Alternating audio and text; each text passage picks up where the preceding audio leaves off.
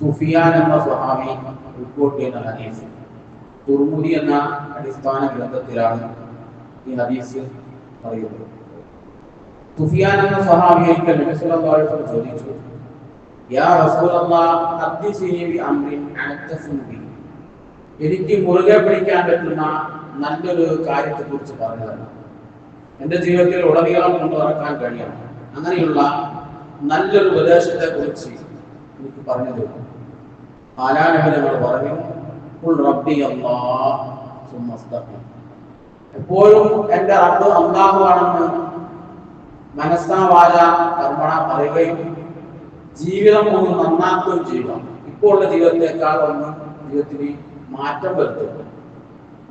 കൊടുത്തു ഞാൻ പറഞ്ഞു, യാ റസൂലല്ലാഹ് മാ അഖൂഫു മാ തഖാഫു അലയ്യ, അങ്ങ് ഭയപ്പെടുന്ന ഒരു കാര്യം അത് എനിക്ക് ഭയപ്പെടണം, അങ്ങനെയുള്ള എന്തെങ്കിലും ഒരു കാര്യമാണ്. അപ്പൊ നിങ്ങൾ പറഞ്ഞു,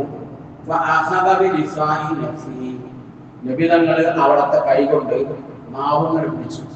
എന്നിട്ട് നബി തങ്ങൾ കൈകൊണ്ട് പറഞ്ഞു, ഇതിനൊന്ന് സൂക്ഷിച്ചാൽ, ഈ നാവ് എന്ന് പറയുന്ന സാധനം ഇതിനൊന്ന് സൂക്ഷിച്ചാൽ മതി, നിങ്ങൾക്ക് രക്ഷപ്പെടാൻ കഴിയും. നാവാണ് മനുഷ്യനെ വിജയത്തിലേക്കും പരാജയത്തിലേക്കും കൊണ്ടുപോകുന്ന അവയവങ്ങളിൽ ഏറ്റവും പ്രധാനപ്പെട്ട ഒരു അവയവം നാവാണ്. നാവ് കൊണ്ടാണ് ഈ ലോകത്ത് കാണുന്ന എല്ലാ ഇടങ്ങളിലും എല്ലാ ബുദ്ധിമുട്ടുകളും വരുത്തി വെച്ചത് ഏതെങ്കിലും ചില വ്യക്തികളുടെ നാവ് കൊണ്ടാണ്.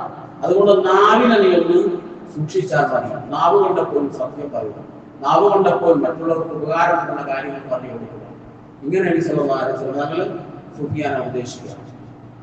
ഉമർ റളിയല്ലാഹു അൻഹു പറയുകയുണ്ടായി, ഇദാ കബദൽ അബു കദിബത്തൻ തബഅദൽ മലക്കു അൻഹു മൈലൻ മിൻ നത്തി മാ ജാ.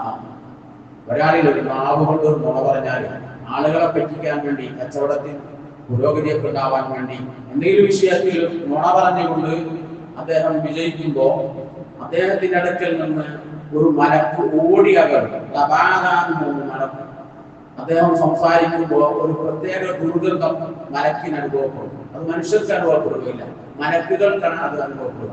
മലക്കുകൾ ആ സമയത്ത് ഓടിയകലുമെന്ന് മഹാനായ ഉമർ റളിയല്ലാഹു അൻഹു പറയുക. അപ്പൊ നാവാണ് മനുഷ്യനെ വിജയത്തിലേക്കും പരാജയത്തിലൊക്കെ കൊണ്ടുപോകുന്നത്.